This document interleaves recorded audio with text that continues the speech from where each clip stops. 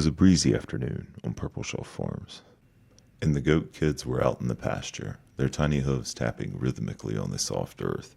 Clover, ever cautious, sniffed at the grass as if expecting it to jump up and surprise her, while Jasper raced ahead, his energy spilling out in wild leaps and bounds. His hooves kicked up little puffs of dust that sparkled in the sun. "Come on, slowpokes," Jasper called over his shoulder, his tail wagging like a flag. "You won't believe what I found." Poppy and Flint exchanged curious looks and took off after him, their playful bleats harmonizing with the soft rustle of the alfalfa. "What is it?" Poppy asked, skidding to a halt beside Jasper. "This," Jasper puffed up proudly, gesturing to an old rusted bucket half buried in the ground.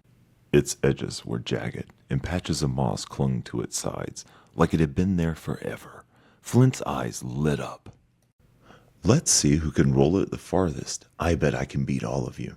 "Not a chance," Jasper shot back, already nudging the bucket with his head. It wobbled and tumbled unevenly, drawing giggles from the others. They took turns rolling it, laughing harder each time it veered off course or hit a rock. Even Clover joined in, though she gave it a wary nudge at first, as if it might bite. After a while, Jasper's adventurous spirit sparked again. "Okay, bucket's fun, but let's play hide and bleat." "I'll bleat first," Poppy volunteered, bouncing on her hooves. "I'll find you all in no time." The kids scattered like dandelion fluff in the wind. Flint squeezed behind the bush, his tail sticking out just a little. Jasper crouched behind a hay bale, trying hard not to wiggle with excitement. Clover hesitated, then headed toward the shadow of the old spooky barn. It creaked even when there was no wind, and the shadows inside always seemed a little darker than they should be. "Ready or not, here I come." Poppy's drawn-out bleat echoed through the field, fast and exaggerated. Flint's snickers gave him away immediately. "Gotcha," Poppy crowed, tagging him with her hoof. Next, she tracked down Jasper, whose uncontrollable giggles betrayed his hiding spot. "Where's Clover?" Poppy muttered, her ears twitching as she scanned the pasture. Inside the barn, Clover's heart pounded as she crouched behind an old, upright mirror.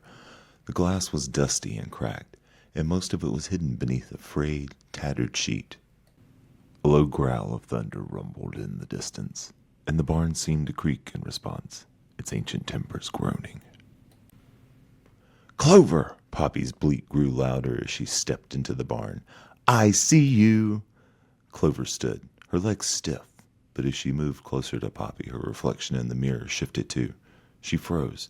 The shadowy figure in the mirror froze. Then it moved again. "Run!"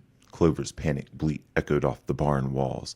Poppy screamed too, and the two bolted out of the barn, nearly colliding with Jasper and Flint, who had rushed over to investigate the commotion. "What happened?" Jasper demanded, his ears swiveling in every direction. "There's something in there," Clover gasped. "It moved when I moved." Jasper squared his shoulders. "We're going back in, together." The kids huddled close as they entered the barn, their hoofs clicking on the wooden floor. A sudden gust of wind swept through, tugging the sheet from the mirror and revealing its cracked, dusty surface.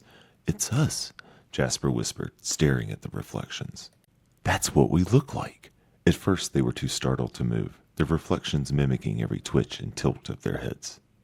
Slowly, curiosity overtook their fear, and they inched closer, noses nearly touching the glass. A soft buzzing interrupted their wonder. A small cluster of bees zipped into the barn, seeking shelter from the storm. "It's a mirror," one bee said, her voice gentle but knowing. "It shows you what you look like. See?" The kids listened, their eyes wide as the bees danced in formation, reflected in the mirror's gaze. The goat kids took turns stepping in front of the mirror, marveling at their floppy ears and tiny horns. "We all look so different," Clover mused, tilting her head in thought. "We bees may look alike, but that's what helps us work together," the bee said gently. "You goats are each unique, and that's what makes you special. Just like we may seem the same to you, but inside the hive, each of us has an important role to play." The kids nodded, their fear replaced by a warm sense of belonging on the farm. The storm's growl softened to a gentle murmur, and the bees buzzed back to their hive, as the goats stepped out into the clearing. That mirror's not so scary after all, Clover said with a shy smile. Jasper puffed out his chest. Next time I'm hiding in the barn, no mirror's gonna spook me twice. The others laughed, their host tapping a playful rhythm as they headed back to Moon, eager to share their adventure and the lesson they'd learned about bravery and seeing themselves and each other in a new light.